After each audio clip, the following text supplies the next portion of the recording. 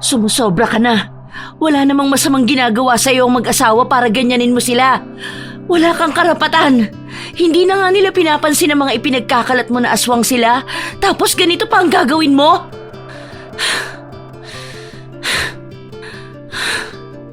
Tutal, tsismoso ka at matagal na rin akong naririndi sa bibig mo. Sana humaba ang dila mo at lumuwa na ang mga mata mo. Aba, isinusumpa mo ba ako? Mukhang nagkamali ako ng akala sa iyo Hindi ka lang pala malas at mangkukulam. Aswang ka pa. Mangkukulam? Aswang? Ganon. Pwes, sinisigurado ko na mangyayari sa'yo ang lahat ng salitang binitiwan ko. Marami sa atin ang hindi naniniwala na maaari tayong makulam o maisumpa sa pamamagitan lang ng pagsasalita. Salitang ginagamitan lang ng emosyon at walang ritual o seremonyas ng pangkukulam. Pero nangyayari talaga yun. Lalo na kung ang nagbitaw ng salita ay isang tao na pinanganak na may kakayahan. Sinadya man nila o hindi, ay tila sumpa yun na didikit sa mga taong pinaglalabasan nila ng kanilang emosyon. Kagaya na lang ni Zia, mabait at mapagpasensya siyang dalaga. Ngunit dahil sa isang pangyayari ay hindi niya mapipigilan ang kanyang galit at pighati. Dahil doon ay makakapagsalita siya ng hindi maganda sa kanyang kapwa. Ano kaya ang magtutulak kay Zia para magsalita ng sumpa sa ibang tao? Paano kung yun na ang simula para hindi na niya makontrol ang kanyang sarili na manghamak ng iba? Ano ang magiging papel ng kanyang matalik na kaibigan sa mangyayari? Halina't pakinggan natin ang istorya ni Zia na nangyari noon pang 2010. Zia, naihanda ko ng mga gulay na kinukuha mo sa akin. Ganun ba? Magkano babayaran ko? Hindi mo pa nga naibebenta, tinatanong mo na kung magkano. Basta ibenta mo na muna, katulad ng dati. At saka na natin pag-usapan kung magkano. Baka malugi ka na sa akin. Hindi naman. Sariling tanim ko naman ang inaangkat mo. Kaya wala akong lugi. Ano? Tutunganga ka na lang ba? Tara na. Tatawa-tawang lumapit si Zia sa kanyang matalik na kaibigan. Paglapit niya ay sumakay siya sa kolong-kolong na minamaneho ni Narding. Habang nasa daan ay hindi nila maiwasan na pag-usapan ang kani-kanilang pangarap na halos araw-araw naman nilang ginagawa. Nakagawian na nila bilang pampalipas oras o pangtanggal ng pagkabagot. Pagdating ng araw, kapag kaya ko na, gusto ko magpatayo ng sariling palengke dito sa baryo natin. Para hindi na mahirapan ang mga kabaryo natin sa pagbaba sa syudad. Ako naman, magtatayo ako ng shelter. Yung parang feeding program shelter. Sa ngayon kasi, mga batang estudyante lang ang natutulungan ko. Gusto ko rin na magkaroon tayo ng health center dito sa atin. Saka eskwelahan. Ang dami mong gusto Pero malaki ang maitutulong nun sa mga kabaryo natin. Hindi ko nga alam kung bakit hindi magawa ni Kapitan ang mga ipinangako niya noon na libreng pag-aamutan dito sa atin. Malakas naman siya kay Gobernur. Hayaan mo na. Basta magsumikap tayo para unti-unti nating marating ang ating mga pangarap. Kahit alam kong mabagal, pasasaan ba makakamtan din natin yun? Tama. Kaya magkatukayo tayo Nagtawanan pa ang dalawa sa sinabi ni Narding. Ilang minuto pa ang lumipas at narating na nila ang bukana ng taniman ng gulay ng binata. Nasa bandang ibaba ng bundok yun, kaya hanggang bukana lang ang kanilang sinakyang kolong-kolong. At para tuluyang marating ang taniman ay kailangan pa nilang maglakad. Sa kanilang paglalakad ay nasa lubong nila ang isa sa kanilang kapitbahay na si Sally na isang lalaking may pusong babae. Nang makita sila nito ay nahalata kaagad ng dalawa ang pagbabago ng ekspresyon nito. Umirap pa ito sa kanila Hay nako, ang lansa naman ng hangin dito. May dumating kasing nagpapanggap na Maria Clara para makapang-akit ng mga lalaki. Hoy Sally, inaano ka ba ng kaibigan ko? Naiinggit ka ba kasi babae siya? Ikaw hindi? Hayaan mo na lang. Huwag mo nang pansinin. Parang hindi mo naman kilala si Sally eh. Sobra na eh. Nakikiangkat lang din naman siya dito. Alam mo Nanding, sayang ka. Gwapo ka nga. Utu-utu ka naman. Ang sabihin mo, pinagnanasahan mo lang ako. Kaya ka siguro lagi naiinis kay Zia. Dahil alam mong hindi kita papatulan. Ano? Ang kapal naman ng mukha nito. Tama na, Nards. Kunin na natin ang mga gulay. Maghahanda pa ako para sa meriendang ititinda ko mamayang 3:00. Magkasamang pinuntahan ng magkaibigan ang mga gulay na nakalagay na sa basket. Nang makuha nila yon ay bumalik sila sa bahay ni Zia. Pagdating pa lang doon ay pumasok na sa loob si Zia. Habang si Narding naman ay inayos sa may bandang bodega na katabi lang ng bahay ng dalaga ang mga gulay na kanilang kinuha. Pagpasok pa lang ay inasikaso na ni Zia ang paghahanda ng kanyang mga lulutuin. Kaunti lang ang ititinda ko ngayong Lunes. Mahirap na. Baka mamaya hindi na naman ako makaubos. Hay, uunahin ko na muna ang okoy. Mas matagal ang pagkakayod nun eh. Tapos isusunod ko naman ang pagbabalot ng Shanghai at lumpiang toge. Bukas na lang ako gagawa ng turon. Anong flavor kaya ng palamig ang ititimpla ko mamaya pang tinda? Sago na lang siguro. Totally, gulaman naman ang tinda ko kahapon. Sinimulan na ni Zia ang paggawa ng kanyang mga ititindang merienda. Habang si Narding naman ay umalis na nang maiayos na ang mga gulay. Ilang oras din ang kanyang inilaan para sa kanyang paghahanda. Hindi na rin niya namalayan pa ang oras. 11:00 na nang matapos siya. Kumain lang siya ng tanghalian bago sinimulang magluto ng mga paninda.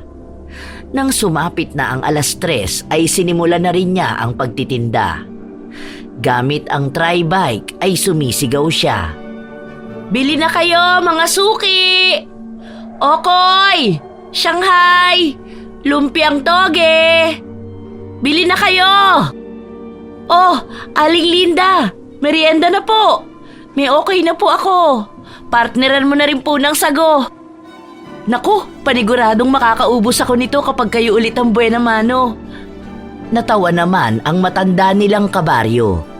Magkaganon pa man ay bumili ito sa kanya ng marami. 7 okoy, 10 lumpiang toge, 10 Shanghai at 4 na sago. Batid niyang merienda ito ng matanda at ng kanyang anak na asawa naman ni Kapitan. Masayang masaya si Zia sapagkat sa unang benta pa lang ay may 250 na siya. Inilagay na niya sa supot ang mga pagkain. Habang ang mga sago naman, pagkaabot nun sa matanda ay isinunod naman niya ang mga sago. Salamat po Aling Linda. Sa susunod po ulit ha. Matapos magpasalamat, ipinagpatuloy niya ang kanyang pagtitinda. Ilang oras pa ang lumipas at halos maubos na niya ang mga yon. Pero nalibot na rin niya ang kanilang baryo. Kaya naman naisipan na lang niyang umuwi. Tutal ay 3 okoy at 5 Shanghai na lang ang natira. Naubos naman na ang kanyang palamig at lumpiang toge. Hay, uuwi na lang ako. Iuulam ko na lang ang mga ito. Tutal malapit nang mag-6:00. Masayang nagpedal ang dalaga pauwi sa kanyang bahay.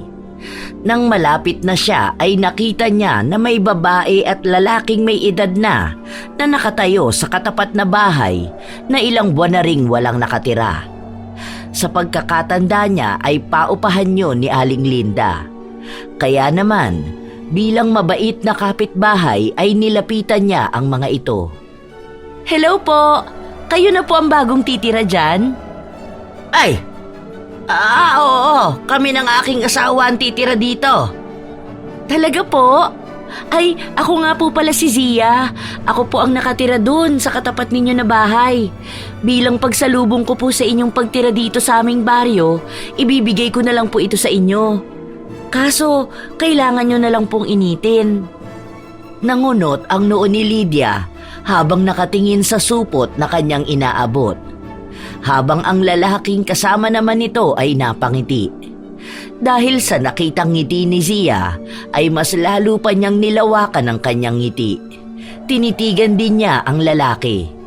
Mababakas ang kabaitan at kahinahunan sa mukha nito.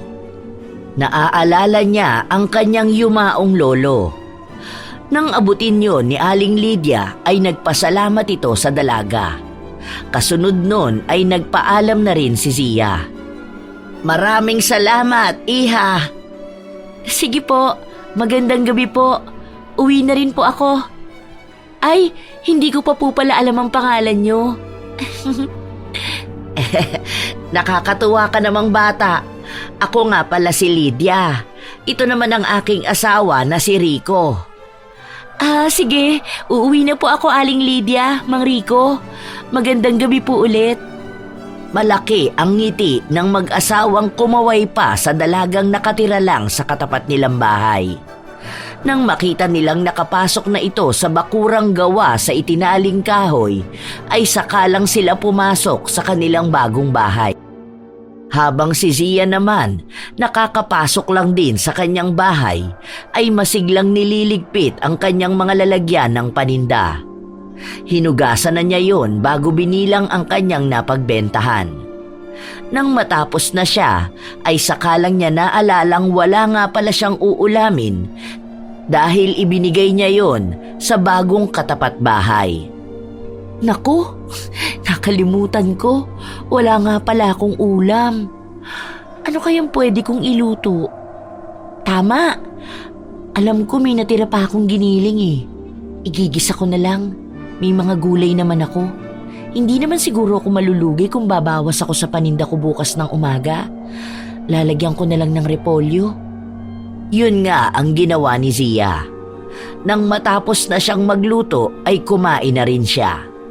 Saka siya nag-shower at natulog. Kinabukasan ay maagang bumangon si Zia. Hindi pa man sikat ang araw ay laman na siya ng kalsada. Gamit ang tri-bike ay muli siyang nag-ikot sa kanilang baryo. Halos kasabayan niya pa ang mga panaderong nagtitinda ng tinapay sa umaga. Kaya naman bago pa lang sumapit ang 9:00 ng umaga ay nakaubos na siya. Hindi naman imposible yon sapagkat hindi naman ganon karami ang kanyang tinda. Habang nasa daan pa uwi, ay nakita niya ang bago niyang katapat bahay na si Aling Lydia. Bumibili ito sa isang tindahan. Mula sa kanyang kinalalagyan ay naririnig niya ang mga patutsyada ni Sally na tila tinitira ang matandang babae. Malungkot na napabuntong hininga si Zia. Yak! Kadiri! Bakit ba kung sino-sino na lang ang napapadpad dito sa baryo natin? Tapos kanina, sinabihan pa si Aling Mengay na buntis daw? Kaloka! Ano yun? Naamoy niya? Naku! Aswang pa yata ang matandang to? Ako ba ang sinasabi mo? Naku anak, hindi totoo ang mga aswang. Nasabi ko lang na buntis kanina ang bumili dahil dati akong kumadrona. Nahalata ko ang pintig ng pulso niya sa lalamunan. Kaya alam kong buntis siya. Nako, sino namang baliw ang maniniwala sa'yo? Porket dati kang kumadrona, malalaman mo kaagad kung buntis ang isang tao sa pagtingin mo lang sa lalamunan nila? Weirdo! Sally, narinig mo naman na siguro ang sinabi ni Aling Lydia. Kaya sana wag mo na siyang gawa ng issue. Hindi tayo dapat na nanghuhusga, lalo na kung wala naman tayong ebidensya. Sakay na po kayo sa tri-bike ko, Aling Lydia. Isabay ko na po kayo pa uwi. Maraming salamat, iha. Nang makasakay na si Aling Lydia, ay mabilis na nagpedal si Zia pa uwi sa bahay. Ilang minuto rin ang kanilang nilakbay bago sila nakarating sa patutunguhan. Huminto siya sa eksaktong tapat ng bahay ng matandang babae. "Halika muna sa loob. Samahan mo kami ng aking asawa magmerienda." "Naku, hindi ko po tatanggihan yan." Masayang pumasok ang dalawa sa loob ng bahay. Pagpasok nila ay nadatnan nilang may nakahanda ng mga tinapay sa lamesa at palaman na minatamis. Nakangiti silang sinalubong ni Rico at inaya sila sa lamesa gamit ang pagsenyas. Nagtataka man si Zia kung bakit sumenyas lang ito sa kanila, ngunit ipinagkibit balikat na lang niya yon, sapagkat ang pakay lang naman niya ay makipagkaibigan sa mag-asawa. Pakiramdam niya kasi ay parang kasama niyang muli ang kanyang yumaong lolo at lola. "Maupo ka na, iha. Masarap ang ginawang minatamis na palaman ng asawa ko. Gawa yan sa laman ng buko at pulang asukal." "Aba, mukhang masarap po. Pwede rin po palang gawing palaman ng buko? Naku, mukhang mapaparami po ang kain ko." "Ayos lang yon. Ang mahalaga ay mabusog." Masayang pinagsaluhan ng tatlo ang merienda. Halos makalahati na ni Zia ang kinakain niya nang hindi na niya mapigilang magtanong sa mag-asawa tungkol sa kanila. Aling Lydia, kung hindi po ninyo mamasamain, nais ko po sanang magtanong." "Sige, ano ba yon, iha?" "Narinig ko po kanina na dati po kayong kumadrona, pero hindi ko pa po alam kung saan kayo dati nagpapaanak. Sa Maynila po ba? Maganda po ba ron?" Laki akong Maynila. Nag-aral ako at nagtapos sa isang medical school. Pero nang makilala ko ang aking asawa, nagsama na kami sa probinsya nila. Doon naman ako nagtuloy ng aking propesyon." "Saang probinsya po ba kayo galing?" "Sa Isabela." "Isabela? Napakalayo po pala ng pinanggalingan ninyo. Bakit niyo po naisipang lumipat dito sa amin? Napakalayo po ng Isabela to Antique." Malungkot na ikinuwento ni Lydia ang nangyari sa kanilang mag-asawa. Ayon sa matandang babae ay pinalaya sila ng kanilang anak na lalaki na nagkaroon na ng sariling pamilya.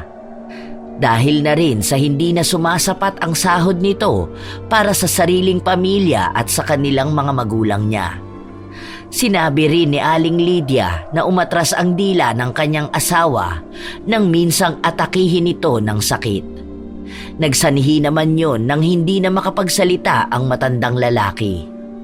Labis namang nalungkot at nasaktan si Zia sa mga narinig.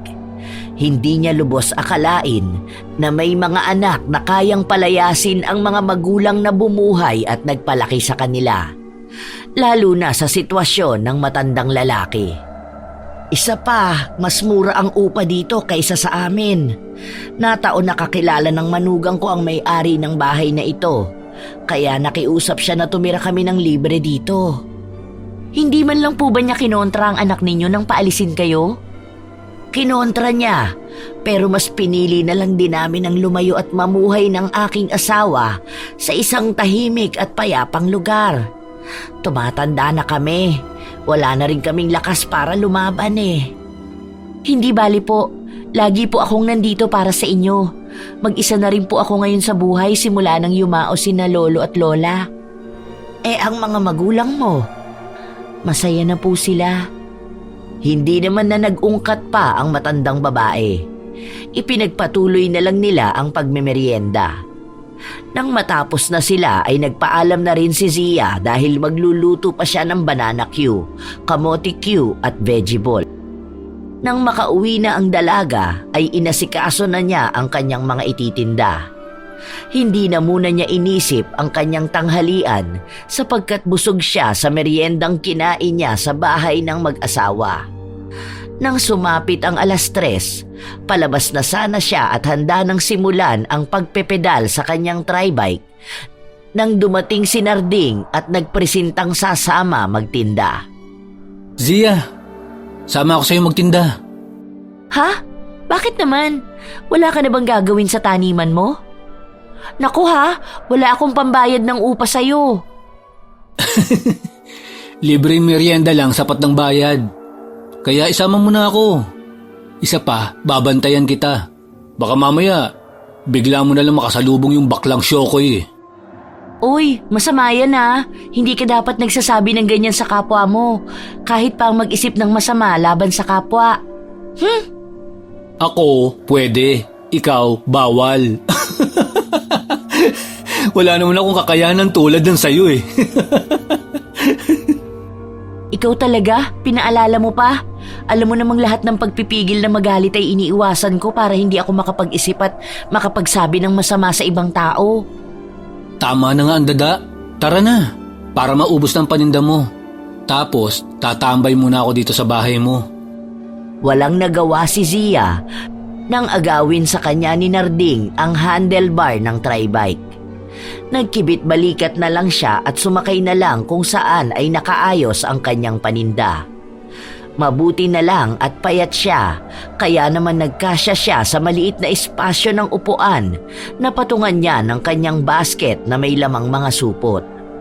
Magkasama silang nilibot ang kanilang baryo at itininda ang mga merienda. Dahil na rin sa maraming kakilala si Narding, ay madali nilang naubos ang lahat ng binebenta. Kaya naman wala pang 5:00 ay nakabalik na sila sa bahay ni Zia. Ang aga nating nakaubos. Sa susunod, arkilahin ulit kitang kasama. Mukhang ikaw ang lucky charm ko eh. Naku, bola. Pagmeriendahin mo na kaya ako. Ay, oo nga pala. Tara na sa loob. Lulutuan na lang kita ng veggie balls. Wow, ayos! Natatawang nauna nang pumasok si Zia. Habang nakasunod naman sa kanya ang masayang binata na bitbit ang mga pinaglagyan ng kanilang paninda. Pagpasok nila sa loob ng bahay ay nagkusa na si Narding na hugasan ng mga lalagyan. Habang si Zia naman ay nagluto na ng merienda para kay Narding. Kinagabihan ay hindi inaasahang umulan ng malakas. Kaya naman kanda-ugaga si Zia sa pagsilong ng kanyang tribike na madalas ay iniiwan lang niya sa harap ng bahay. Naku naman, bakit kaya biglang umulan? May bagyo ba ngayon? Mailagay na nga ito sa bodega, baka kalawangin at sabihan pa akong madumi ang mga tinitinda ko. Nang maisilong ang kanyang tribike ay patakbong bumalik ng bahay ang dalaga. Pagpasok niya, kaagad siyang kumuha ng tuwalya para punasan ang katawan at buhok na nabasa ng ulan. Pagkatapos noon ay binuksan niya ang kanyang maliit na radyo at naghanap ng channel ng pagbabalita. Ilang minuto rin ang inabot bago siya nakahanap ng istasyong nagbabalita. Napag-alaman niya, may papasok na bagyo sa Pilipinas, kaya pinaghahanda ang mga tao kung sakaling kakailanganin nilang lumikat. Patuloy lang sa pakikinig ang dalaga. Hanggang sa hindi na niya namalayang nakatulog na pala siya nang nakaupo. Hindi niya mawari kung ilang oras o minuto yon, pero nagising siya nang biglang kumidlat at kumulog ng malakas. Ay! Ano ba yung...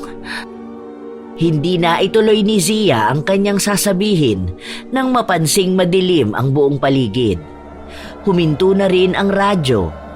Tanging ang ingay na lang ng patak ng ulan sa bubong, kidlat at kulog ang maririnig sa buong paligid.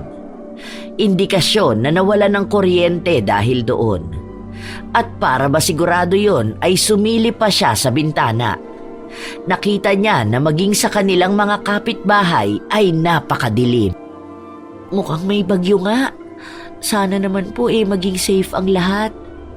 Sandali nga, kukuha muna ako ng pang-ilaw. Tapos matutulog ako ulit.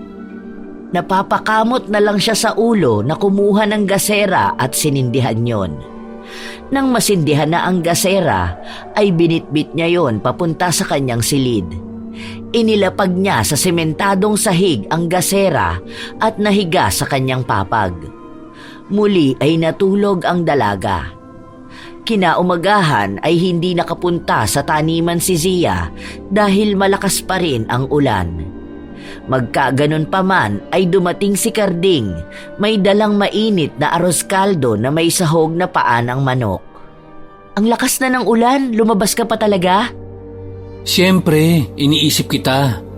Mag-isa ka lang dito eh. Nangako ako kina lolo at lola na aalagaan at babantayan kita. Dapat nga, kagabi pa lang nagpunta na ako. Kaso, binatukan ako ni nanay. Lolo at lola ko yon. Kailan mo pa sila naging grandparent? Simula nang naging matalik mo kong kaibigan. Oo na. Sige na. Tatanggapin na kitang kapatid. Pero kainin na muna natin yung dala mo hanggat mainit pa. Parang bata namang sumaludo pa si Narding bago ibinaba sa lamesang kahoy ang dalang kaldero na naglalaman ng arroz caldo. Ito na rin ang kumuha ng sandok, mangkok at kutsara. Habang si Zia naman ay kumuha ng kalamansi sa may kaliitan niyang ref. Nang makuha na nila ang mga kailangan, ay sinimulan na nilang kumain. Masaya pang nagkukwentuhan ang dalawa nang biglang mabanggit ni Narding ang isang chismis na kumakalat sa kanilang lugar. Nabalitaan mo na ba ang tungkol sa mag-asawang nakatira sa tapat ng bahay mo? Ha? Anong chika? Sabi nila, aswang daw ang mag-asawang nakatira sa tapat ng bahay mo. Malas din daw sila, kaya tayo binabagyo. Naniwala ka naman? Alam mo, hindi mo dapat pinaniniwalaan ng isang bagay na wala ka namang ebidensya. Isa pa, kilala ko ang pinagmula ng chismis na yan. Hulaan ko. Kay Sally Bakekang. Sa kanya galing, no? Alam mo naman pala eh, parang hindi mo naman kilala si Sally. Lahat ng ayaw niya ay lagi siyang may puna. Kaya nga ako, hindi ko nalang pinapansin. Lakas amats talaga ang Shokoy na yun. Yaan mo na yon, tapusin na lang natin ang pagkain natin. Yun nga ang ginawa ng magkaibigan. Nang matapos na sila ay iniligpit na ni Zia ang kanilang pinagkainan. Habang si Narding naman ay may inilabas sa kanyang bulsa na isang maliit na radyong de baterya. Binuksan yon ng binata at saka humiga sa sofa na gawa sa kawayan. Napapailing na lang ang dalaga sa kanyang matalik na kaibigan. Diyan ka na muna, maghuhugas lang ako. Mas pinagtuunan na lang niya ng pansin ang pagliligpit at paghuhugas. Nasa ganoong ginagawa siya nang maalala niya ang dalawang matanda na nakatira sa tapat ng bahay niya. Naisipan niyang gawan ang mga ito ng sabaw mamayang tanghalian. Kaya nang matapos sa paghuhugas ay inihanda na niya ang mga rekado para sa sinigang na isda. Habang si Narding naman ay nakikinig ng mga balita. Pagsapit ng tanghali, tapos na rin siyang magluto ay doon lang napansin ni Zia na nakatulog ang kanyang matalik na kaibigan sa sofa. Nakatulog na pala si Narding? Hindi siguro nakatulog ng maayos to kagabi. Di bale, mamaya ko na lang siya gigisingin. Dadaling ko na lang muna ang sinigang kila Mang Rico at Aling Lydia. Mas masarap higupin ng sabaw kapag ganitong mainit pa. Dahan-dahang lumabas ng bahay si Zia. Hawak niya sa kaliwang kamay niya ang isang maliit na kaldero na naglalaman ng sinigang.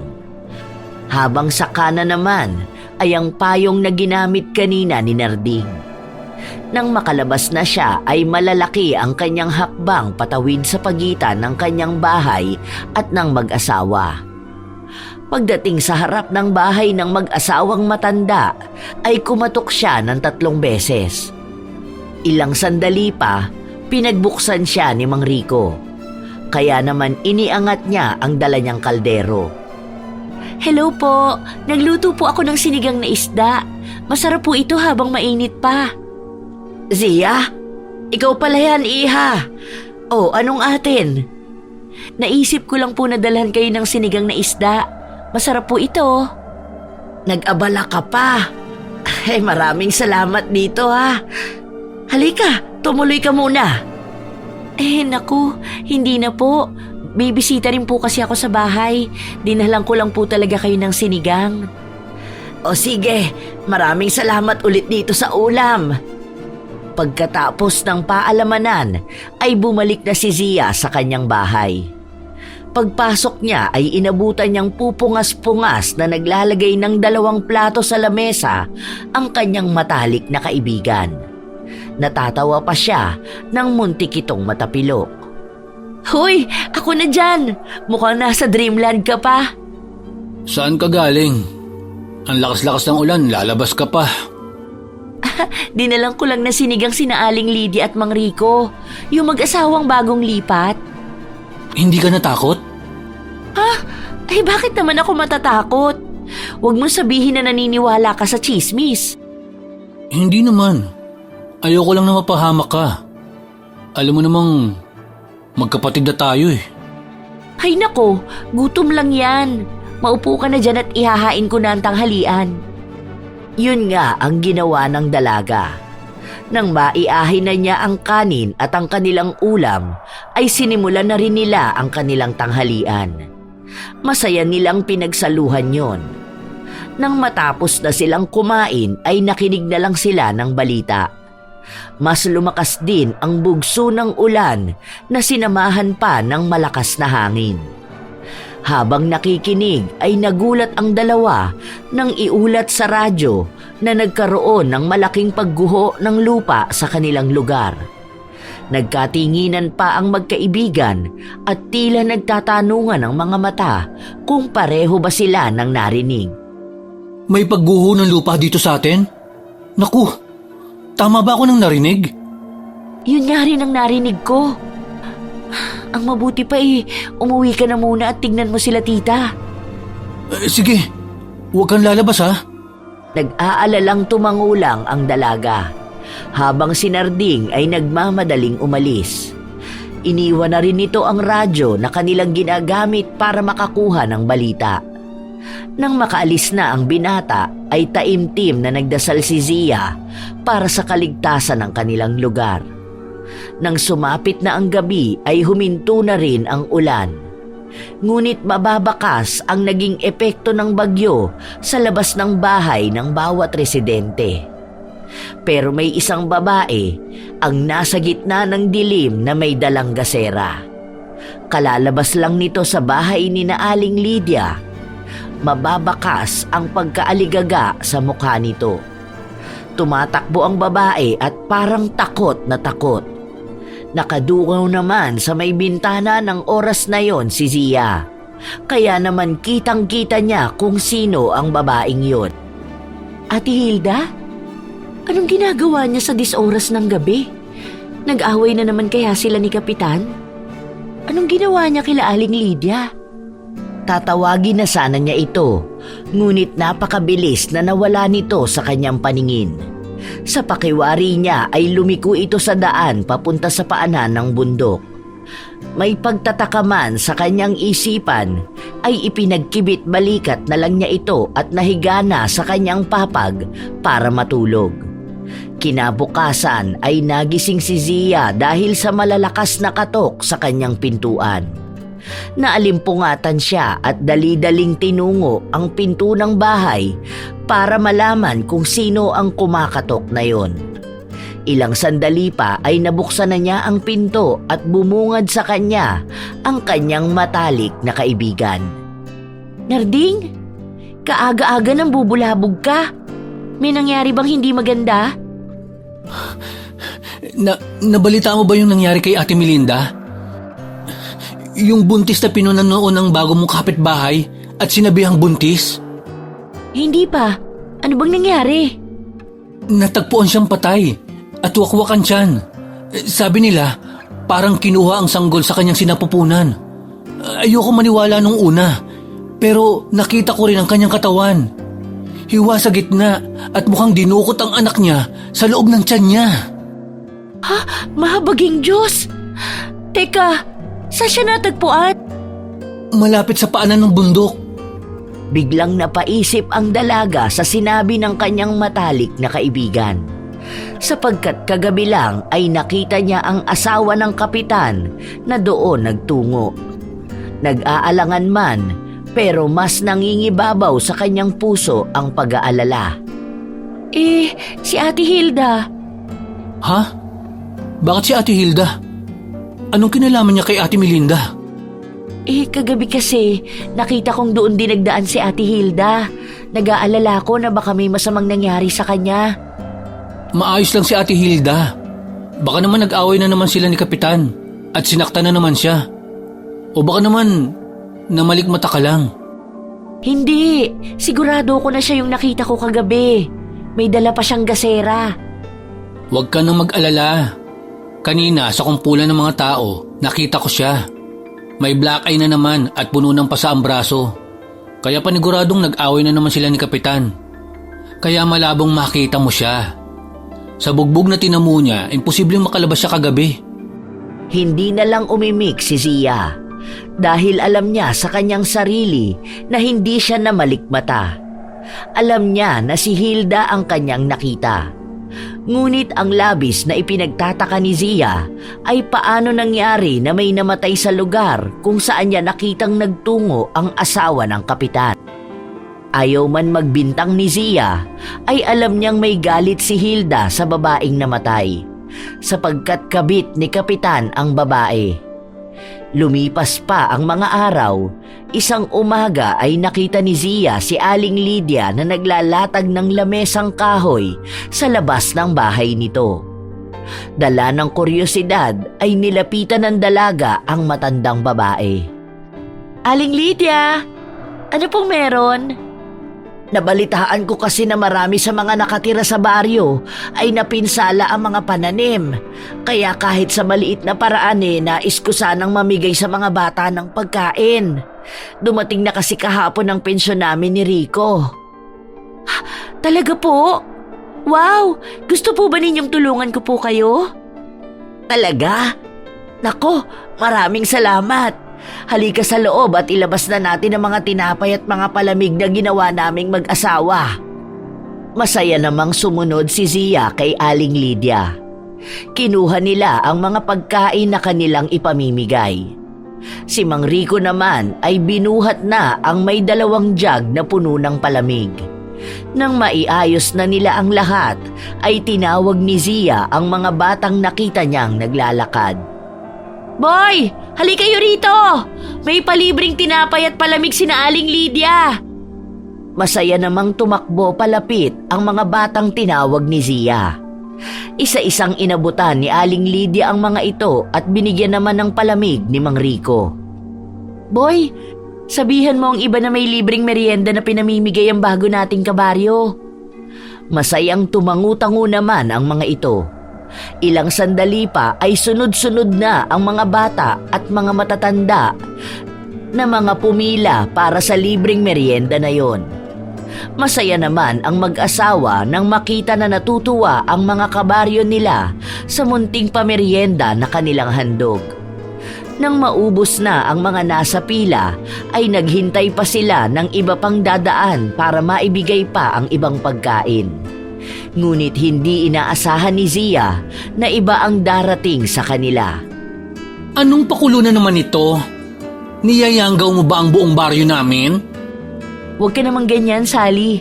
Nais lang nila Mang Rico at Aling Lydia na mamigay ng kaunting pagkain para sa ating kabaryo.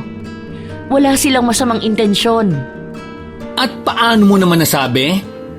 Manghuhula ka na ba ngayon? O baka naman kasabot ka nila? Nako, wag na kayong magtalo. O eto, tanggapin mo. Masarap ang tinapay na yan. May palamig din kami para may panulak. Yak! Anong palagay mo sa akin, patay gutom? Isa pa, ayoko mayanggaw, no? Magsasalita pa sana si Zia, pero napigil yon nang biglang itaob ni Sally ang lamesang kinapapatungan ng mga tinapay at ng palamig. Dahil doon ay tumapon ang lahat sa lupa. Gulat na gulat ang mag-asawa sa inasal na yon ni Sally. Ngunit mas nagulat si Zia na humantong na sa ganoong ugali ang binabae. Ang mga tinapay ko! Naku, sayang naman. Paano pa namin maipamimigay ito? Sally, Bakit mo naman ginawa yun? Wala namang ginawang masama sina Aling Lydia. Nais lang nila magbahagi ng pagkain dahil nakuha na nila ang kanilang pensyon. Kung hindi mo gusto ang mga ito, sana man lang umalis ka na lang at hindi na itinapon ang mga pagkain. Alam mo bang masama ang magsayang? Eh di kainin nyo. Tutal, pare-parehas naman kayong dayo lang dito. Malay ba namin kung saang lupalop kayo ng mundo ng galing? Isa pa, bakit ba masyado kang pakialamera? Hayaan mo na, iha. Kaunti na lang din naman ito. Naku! Huwag na kayong magpaawa dahil hindi kayo mukhang kaawa-awa. More like, ang tsatsaka nyo? Kaya ito ang nararapat sa mga nagbabait-baitang tsaka. Matapos sabihin yon, ay isang malakas na sampal ang ibinigay ni Sally kay Aling Lydia. Dahil doon ay hindi na nakapagpigil pa si Zia. Malakas niyang itinulak ang babae at sinigawan ito. Aray! Sira ulo ka! Sumusobra ka na. Wala namang masamang ginagawa sa iyo ang mag-asawa para ganyanin mo sila. Wala kang karapatan. Hindi na nga nila pinapansin ang mga ipinagkakalat mo na aswang sila. Tapos ganito pa ang gagawin mo?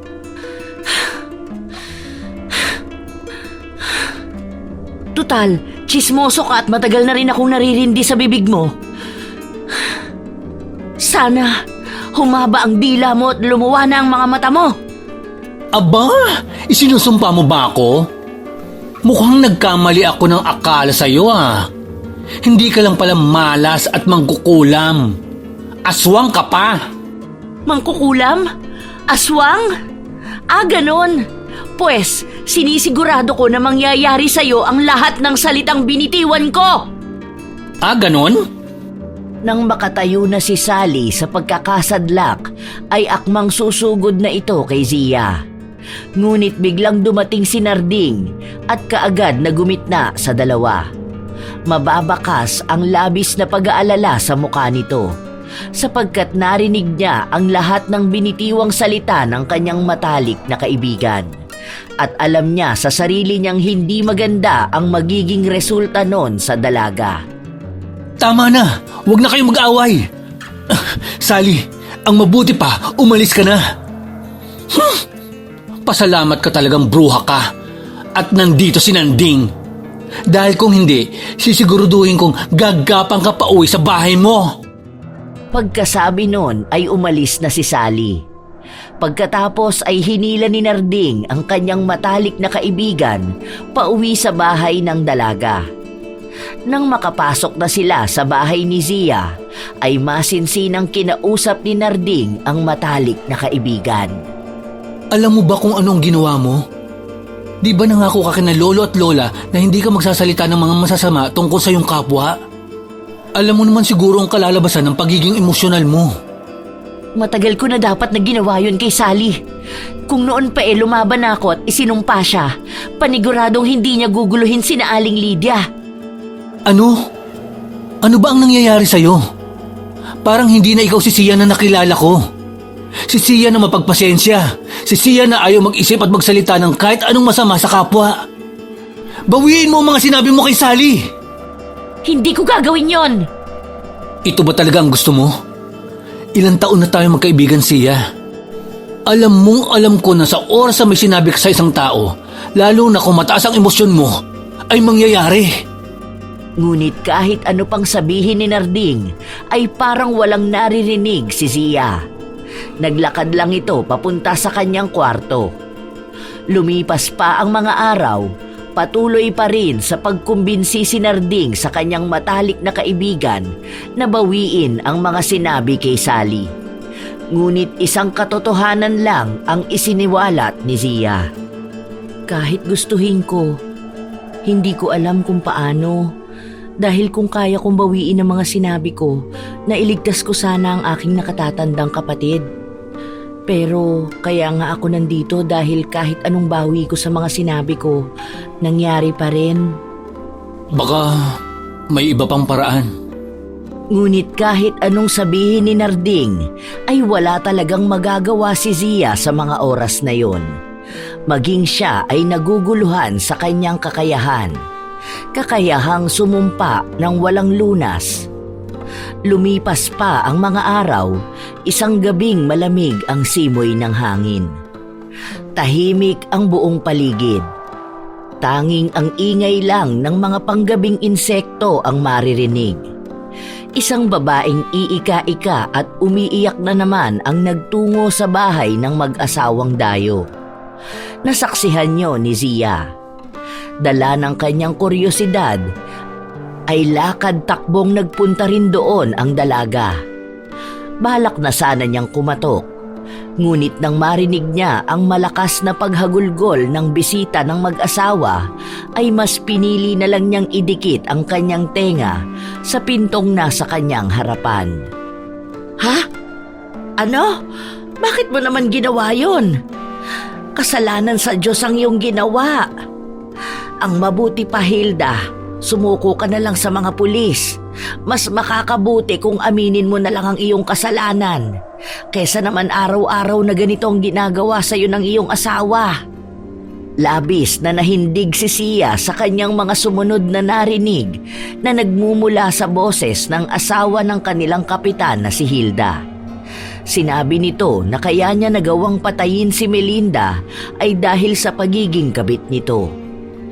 Ayon pa sa kanya ay anak ni Kapitan Abe ang ipinagbubuntis ng babae. Kaya dala ng sobrang galit ay pinagtataga niya sa tiyan ang kabit at kinuha ang anak nito na malapit na sanang isilang. Sinabi pa ng babae na kung sakaling bigla siyang mawala ay walang ibang may kagagawan nun kundi ang kanyang walang-yang asawa. Ano bang sinasabi mo, anak? Huwag kang magsalita ng ganyan. Hindi naman siguro hahantong sa iniisip mo ang mangyayari. Nais mo bang kausapin ko ang iyong ina? Ngunit hindi naging maganda ang pagtanggap noon ni Hilda. Marahas itong tumayo at walang emosyong nagpaalam sa mag-asawa. Dahil doon ay nagmamadaling nagtago si Zia sa isang madilim na parte. Ilang sandali pa ay lumabas na ang babae at iika-ikang naglakad papalayo. Nang tuluyan ng makalayo si Hilda, ay doon lang lumabas ang dalaga at muling bumalik sa kanyang bahay. Napahawak pa siya sa kanyang dibdib dahil sa lakas ng kabugnon. Totoo ba ang mga narinig ko? Pinatay ni Ate Hilda si Ate Melinda? Nagawa niya ba talaga ang mga bagay na sinabi niya kanina lang kay Aling Lydia? Pero imposibleng sasabihin niya yun kung hindi totoo. Kilala ko si Ate Hilda. Hindi siya mahilig sa prank. Diyos ko po, ano na po bang nangyayari sa aming baryo? Pagpasok niya sa bahay ay dumiretso siya sa kanyang kwarto. Humiga siya sa kanyang kama at halos magdamag na nakatulala lang sa kisame. Hindi na rin niya namalayan kung anong oras ba siya nakatulog. Kinabukasan ay nagising si Zia dahil sa ingay na nanggagaling sa labas. Parang may nagkakagulo. Natatarantang tumayo siya para mag-usisa. Paglabas niya ng kanyang bahay ay nakita niya ang ilan sa kanilang kapitbahay na nagmamadaling magtungo sa iisang direksyon. Walang pag-aalinlangang nakigulo rin siya sa iba. Sinubukan pa nga niyang magtanong, pero walang ibang sinagot ang kanyang napagtanungan kundi patay. Nagulat man ay sumunod na rin siya sa iba. Sana mali ang aking hinala. Ayokong isipin na maaaring magkatotoo ang mga binitawang salita ni Ate Hilda. Pero kinakabahan talaga ako. Kasama ang ilan pa nilang kabaryo ay narating nila ang isang lugar kung saan natagpuan din noon ang katawan ng kabit na si Melinda. Malayo pa lang ay nakita na niya ang kumpol ng mga tao. Dinig na rin niya ang mga palahaw ni Kapitan Abe. Palahaw na lalong nagpadagdag ng hinala sa kanya. Kung tama ang kanyang pagkakaalala, ay parang nagpapaalam na si Ate Hilda kagabi sa mag-asawang dayo, habang ang kanilang kapitan ay panay ang iyak at sigaw ng pagdadalamhati. Hilda! Sino ang hayop na gumawa sa'yo nito? Bakit? Hilda! Asawa ko! Sa kabila ng ipinapakitang pagdadalamhati ni Kapitan Abe, ay malakas ang kanyang hinala na ito ang tunay na salarin sa nangyari ngayon sa asawa nito. Bagamat hindi niya nakikita ang itsura ni Hilda, ay alam niyang dumanas ito ng hirap at pasakit bago ito mamatay. Aalis na sana siya para umuwi na lang nang biglang nagbitaw ng mga salita si Kapitan Abe. Alam ko na ang mag-asawang aswang ang may gawa nito. Simula nang dumating sila, pangalawang babae na ang namamatay. At parehas na buntis pa. Kaya dapat silang managot. Pagbabayarin ko sila para sa kaligtasan ng ating baryo. Gulat na gulat si Zia sa kanyang mga narinig. Kaya naman nagmamadaling tumakbo siya at pinuntahan ang mag-asawa na sa palagay niya ay ang tinutukoy ng kapitan. Halos magkandadapa-dapa pa nga siya. Nang marating niya ang bahay ng mga ito ay malakas siyang kumatok na animoy gusto na niyang gibain ang pinto. Ilang sandali pa ay binuksan na ni Aling Lydia yon. Nagtataka ito lalo na nang makita ang namumutla at hingal na si Zia. Oh, Zia, anong nangyari sa'yo? Kailangan niyo na makaalis dito bago pumunta dito sila kapitan. Ha? Ano bang sinasabi mo? Tungkol ba ito kay Hilda? Alam kong nakita mong pumasok siya rito sa amin kagabi. Nakita kitang nakatayo sa iyong bintana at nakatitig sa kanya hanggang sa makapasok siya. Tama ba ako? Paano po ninyo nalaman? Paano niyo po nakita na nakatingin ako sa kanya? Matanda na ako, pero hindi pa naman malabo ang aking mga mata. Huwag ka nang mag-alala. Nagkausap na kami ng kanyang ina, kaya alam ko na mas pipiliin nila kung ano ang tama. Pero imposible na po yun. Ano bang ibig mong sabihin? Wala na po si Ate Hilda at kayong tinuturo ni Kapitan na may kagagawan nun. Hindi nakasagot si Aling Lydia. Gulat na gulat ito sa kanyang narinig. Hindi siya makapaniwala na ang mga pahiwatig pala ni Hilda ay ang kamatayan nito ng gabi ring yun. Habang si Mang Rico naman ay lumapit lang sa kanila at hinaplos-haplos ang likod ng kanyang asawang si Aling Linda. Nakakaawang bata. Hindi man lang niya naitama ang kanyang naging pagkakamali. Kung pinigilan ko lang sana siya kagabi, baka buhay pa siya. Aling Lydia, mamaya nyo na po isipin yan. Ang mahalaga po ngayon ay makaalis na kayo rito. Makalayo. Hindi ko po alam kung anong gagawin ni Kapitan. Pero galit na galit po siya sa inyo eh. Ayoko po kayong mapahamak. Sinabi na po niya sa ating mga kabaryo na kayo ang may kagagawan ng nangyari sa kanyang asawa. Hindi ako natatakot. Alam ko sa sarili ko na wala kaming ginawang mali ng aking asawa. Haharapin namin sila. Hindi niyo po naiintindihan. Nais pa mang kumbinsihin ni Zia ang mag-asawa. Nahuli na siya.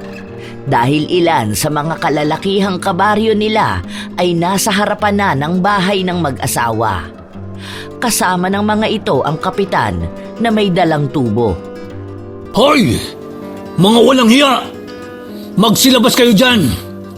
Panagutan ninyo ang ginawa niyo sa aking asawa! Lumabas kayo dyan! Mga kampon ng demonyo! Pipigilan pa sana ni Zia ang mag-asawa na lumabas. Ngunit mabilis ang naging kilos ni Aling Lydia. Mabilis itong lumabas at hinarap ang galit na kapitan at mga kabaryo. Ano ho ba ang atin, Kapitan Abe? Nagtatanong ka bang aswang ka? Mga kabaryo, batuhin nyo! Walang sabi-sabing nagliparan ang iba't ibang sukat ng mga bato papunta sa kinatatayuan ni Aling Lydia. Mabilis namang tumakbo si Mang Rico na nasa buka na lang ng pinto at niyakap pa Yoko ang may edad na ring asawa. Dahil doon ay tumama sa likuran at ulo nito ang mga batong inihagis ng mga kabaryo. Naging sanhi yun para lupaypay na bumagsak si Mang Rico. Kaagad namang dinaluhan ng matandang babae ang asawang duguan. Nasa ganoong senaryo sila nang muling sumigaw si Kapitan Abe. Sugurin nyo! Pinatay nila ang asawa ko, kaya nararapat lang na mamatay sila! Doon lang nakahuma si Zia. Nagmamadali siyang tumakbo at umiiyak na humarang sa mag-asawa. Hindi niya alam kung makikinig sa kanya ang kapitan. Pero sa pinapakita nito ay nababatid niyang alanganin ang kanilang lagay. Lalo pa nga at mukhang ito talaga ang tunay na salarin at nais lang ipaako sa iba ang nagawang kasalanan. Tumigil kayo! Wala silang kasalanan! Huwag kayong magpadalos-dalos! Wala tayong batayan kung sila ba talagang may sala! Kapitan, hindi ba lagi mong sinasaktan si Ate Hilda? Alam kong mas galit ka sa kanya higit kanino man. Ano bang pinagsasasabi mo? Bakit naman ako magagalit sa aking asawa? Ang mabuti pa, tumabi ka dyan. Ayoko madamay ka dahil malaki ang utang na loob ko sa iyong lolo at lola. Hindi! Hindi niyo sila pwedeng saktan! Hindi makatao yun! Isa pa po, Kap, hindi ba kabit niyo si Ate Melinda at anak niyo ang kanyang ipinagbubuntis? Alam kong nalaman niyo ni Ate Hilda at alam ko na alam mo ang kanyang ginawa. Kaya mo siya ginantihan. Pinagbibintangan mo ba ako? Sinasabi mo ba na magagawa ko ang bagay na yun sa aking asawa? Nagpapatawa ka ba? Kilala kita simula pagkabata, kaya alam ko na hindi mo gusto ang iyong ginagawa. Kaya ang mabuti pa, huwag ka nang makialam dito. Hustisya ang hinahabol namin. Hustisya? Ito ba ang hustisya sa baryong ito? Wala akong matanda na ganito ang hustisya sa atin. Itabi niyo ang babaeng yan. Malamang na pinaikot ng mag-asawang dayo na yan ang isipan ng mabait na si Sia. Sandaling nahinto ang kanilang mga kabaryo sa pagsugod sa mag-asawa. Nagtinginan pa ang mga ito nang marinig ang utos ni Kapitan Abe, sapagkat lahat sila ay kilala ang dalaga. Lalo na ang lolo at lola nito na siyang tumutulong sa kanila noong nabubuhay pa ang mga ito. Magkaganon pa man ay takot sila sa kanilang kapitan. Isa na sana sa kanilang kabaryo ang lalapit kay Zia para ilayo ito, ngunit biglang lumitaw si Narding. Nakayuko itong lumapit sa kanyang kaibigan at sapilitang inilayo sa mag-asawang pinagbibintangang aswang ng kanilang mga kabaryo. Niyakap siya ni Narding at binuhat papalayo kila Aling Lydia. Nagpupumiglas naman si Zia, pero malakas si Narding, kaya wala siyang nagawa kundi ang sumigaw. Wag! Bitawan mo ko! Sasaktan nila si Aling Lydia! Bitawan mo ko! Umiiyak na niyakap ng mahigpit ni Narding si Zia. Nasasaktan din ito sa nakikitang epekto sa dalaga. Pero wala siyang magawa. Dahil wala silang laban sa kapangyarihang meron si Kapitan Abe sa mga matataas na opisyal sa kanilang probinsya. Itinalikod din niya ang ulo ng kanyang matalik na kaibigan. Kaya walang ibang nakita si Zia. Pero dinig na dinig niya ang pagmamakaawa ni Aling Lydia at tunog ng mga hampas na tumatama sa katawan nito. Sa kawalan ng pag-asa ay malakas na umiyak na lang si Zia. Lumipas pa ang ilang sandali ay muling nagsalita si Kapitan Abe. Madali kayo! Itali ang mga yan at ilagay sa loob ng bahay. Aldo, kumuha ka ng gasolina at posporo. Ang alam ko, mamamatay lang ang mga aswang kapag sinunog sila. Kaagad namang tumalima ang lalaki. Habang si Zia naman ay bigla na lang nawala ng malay, dala ng sobrang emosyong nararamdaman. Kaya binuhat siya ni Narding at dinala sa bahay na katapat lang ng kaguluhan. Nang maipasok na niya ang dalaga, ay inihiga niya ito sa sofa. Mula sa bintana ng bahay ni Zia ay nasasaksihan niya ang kalunos-lunos na ginagawa sa mag-asawa. Napapaluha siya at hindi niya maiwasang makonsensya. Sorry. Pero duwag ako. Hindi ko kaya may mangyaring masama sa matalik kong kaibigan. Kailangan ko siyang protektahan. Malakas sa matataas na tao, si Kapitan Abe. At lahat ng kumukontra at kumakalaban sa kanya, naglalaho na lang na parang bula. Sorry po. Hindi ko kayang panindigan ang paniniwala ko na wala silang kasalanan. At hindi totoo ang kumakalat na balita.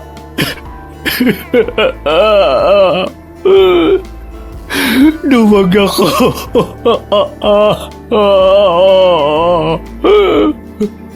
Ilang oras din na walang malay si Zia at nang magkamalay na siya ay kaagad siyang tumayo. Mula sa bintana, natatanaw niya ang naubos na bahay ng mag-asawang Dayo. Nanlulumong naisip niya kung ano ang nangyari sa mag-asawa. Hindi! Hindi! Hindi! Dahil sa sigaw na yun ni Zia, ay napabalik si Narding sa sala. Nasa labas ito at kinakausap ni Kapitan Abe. Pinagbabantaan siya nitong huwag magsasalita, kundi ay uubusin nito ang kanyang pamilya. Natatarantang tinungo niya ang kanyang matalik na kaibigan. Zia, ayos ka lang ba? Hayop! Mga hayop sila! Napakabuting tao ng mag-asawa. Bakit kailangan nila itong danasin? Bakit? Wala na tayong magagawa. Nangyari na. Lahat ng ating kabaryo, malaki ang takot nila kay Kapitan. Kaya wala talaga. Isinusumpa ko. Hindi pa tatahimikin ang konsensya niya si Kapitan at ang ating mga kabaryo. Isinusumpa ko. Mararamdaman at mararanasan ni Kapitan ang hagupit ng bawat palo na binigay nila sa mag-asawa. Mararamdaman niya ang bawat hampas at bawat kirot na naramdaman nila Mang Rico at Aling Lydia. Nais mang kontrahin ni Narding ang matalik na kaibigan at pagsabihan nito ay tila wala siyang lakas. Sapagkat maging siya ay yun din ang nais. Ang maparusahan ang tunay na masama. Lumipas ang mga araw. Halos maghapong nasa bahay ni Zia ang kanyang matalik na kaibigan na si Narding. Sinusuyo niya ang nagtatampong kaibigan. Galit ka pa rin ba sa akin? Kahit kailan ay hindi ako nagalit sa'yo. Totoong nagtampo ako. Pero para na tayong magkapatid. At isa pa, naisip ko rin na wala namang magagawa ang tampo ko sa'yo para mabigyan ng hustisya ang nangyari sa dalawang matanda. Napakabuti pa naman nilang tao at mahal nila ang ating mga kabaryo. Naiintindihan ko naman ang nararamdaman mo. Maging ako, nais ko din silang tulungan. Pero naduwag ako eh. Nagpadala ako sa takot ko. Nasa ganoong pag-uusap sila nang biglang dumating si Sally kasama ang kanyang pamilya. Nagmamakaawa ang mga ito sa kanya na patawarin na ang kanilang anak. Sapagkat ilang albularyo na ang kanilang napuntahan at iisa lang ang sinabi ng mga ito. Napataas ang kilay ni Zia at napatitig kay Sally. Naiiyak namang lumuhod ang binatang may pusong babae sa harap ng dalaga. Surely na, ayam ko na nagkasala ako. Hindi madanda ang nagawa ko sa iyo at sa mag-asawa.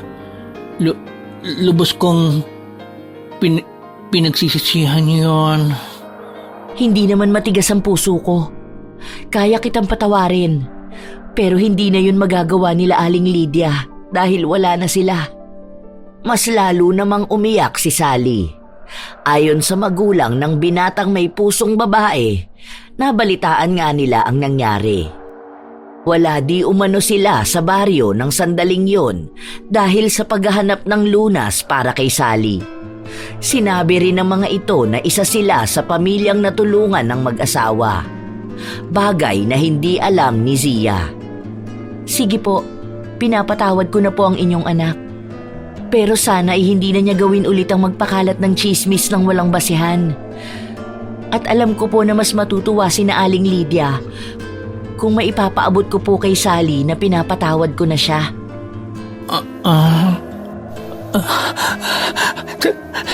Salamat. Salamat talaga, Jill. Salamat. Pagkatapos ng araw na yon ay unti-unti nang bumabalik sa tamang sukat ang dila ni Sally. At nang tuluyan itong gumaling ay kaagad na nakipagkaibigan siya sa dalagang lagi niyang inaaway noon. Dahil doon ay lagi silang magkakasamang tatlo. Si Sally, si Narding at siya.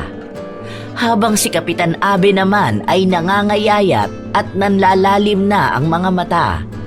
Lagi pa nitong sinasabi na nakikita niya ang mag-asawang matanda at si Ate Hilda. Isinasama daw siya ng mga ito. Isang umaga ng Sabado ay nagkakagulo sa harapan ng bahay nila Kapitan. Maraming kapulisan ang naroon. At dahil dakilang tsismosa si Sally, ay mabilis itong nakasagap ng impormasyon. Anong nangyari? Mukhang tinamaan ang sumpa mo. Mangkukulam ka kasi. Maganda naman. Ay nako, marami sa ating mga kabaryo ang nagtulong-tulong para makalapit sa pinakamataas na opisyal ng ating probinsya. Ang impormasyong naganap dito. Yung hindi makataong ginawa nila sa pobre mag-asawa. At alam nyo ba na inamin nila na si Kapitan ang pasimuno ng pagpatay sa kanila? Nagbago ang isip nila? Tumpak! Ang una daw, akala nila na dadalhin lang sa bayan ng mag-asawa para ikulong. Pero karamihan sa kanila nag-alinlangan nang utusan silang sunugin ang bahay na nasa loob sila Aling Lydia. Sayang nga eh, hindi ko man lang nahingan ng tawad ng personal ang dalawa. Musang ka talaga. Akala ko noon, walang silbi ang malaki mong tenga. Sa gitna ng biruan ng dalawa ay nahinto ang mga ito nang ilabas na si Kapitan Abe ng mga pulis. Nangangalumata ito at kahit nakaposas na, ay mahigpit ang kapit ng pulis na nag-aalalay. Nang malapit na itong isakay sa mobil, ay bigla na lang nagwala ang kapitan. Nagsisigaw ito at takot na takot. Tama na! Tigilan niyo na ako! Mga demonyo kayo! Tigilan niyo na ako! Nagulat ang lahat nang bigla na lang kunin ni Kapitan Abe ang nakasuksok na baril ng pulis sa tagiliran nito. Tinanggal ng kapitan ang safety pin nun at kinasa. Pagkatapos ay walang kagatol-gatol na tinutok niya sa kanyang sentido ang baril at kinalabit yun. Nagulat ang lahat sa kanilang nasaksihan, maging ang tatlong magkakaibigan. Nagkagulo na rin ang mga pulis na dapat ay huhuli lang dito. Mahirap man paniwalaan, pero kahit ang simpleng salita lang na ating bibitawan ay maaaring magkatotoo at magdulot ng sigalot at trahedya sa ibang tao. Kaya maging maingat tayo sa pagbibitaw natin ng mga salita patungkol sa ibang tao. Lalo na kung ito ay negatibo o sumpa. Sa isang banda ay sinasabi rin sa atin ng istorya ni Zia na kahit gaano pa kahaba ang iyong pasensya, ay lagi pa rin yung may hangganan. Ganun pa man, hindi yon sapat na dahilan para basta na lang tayo magpapakawala ng mga salitang hindi maganda. Lalo na kung ito ay pagnanais na mapahamak ang ating kapwa. Lagi nating babantayan ang ating mga bibig at iingatan ang mga salita. Shout out sa ilan sa mga solid na tagapakinig ng mga istorya ni Lola Telang. Roselyn Del Rosario ng Oman, Maria Lynn Anacta, Ate Aya, Dennis Paliyok, Mike James Tapak, Maria Elena Tapak, Lynn Hondrade ng Dubai, Salve Fajardo, Aqua Marilu Umbal, Rosemary Ochua, Hasmin Ali ng Jensan, Jeneline Trapago, Phil Mania SM, Jessa Jacob, LGU Nasipit HR Office, Crystal Po, Dodds Junko, Junhee 7996, at ang mga mananahi na taga Mahabang Parang, Angono, Rizal. Hanggang sa susunod na istorya, mga apo, aasahan ko kayong muli. Maraming salamat sa inyong lahat.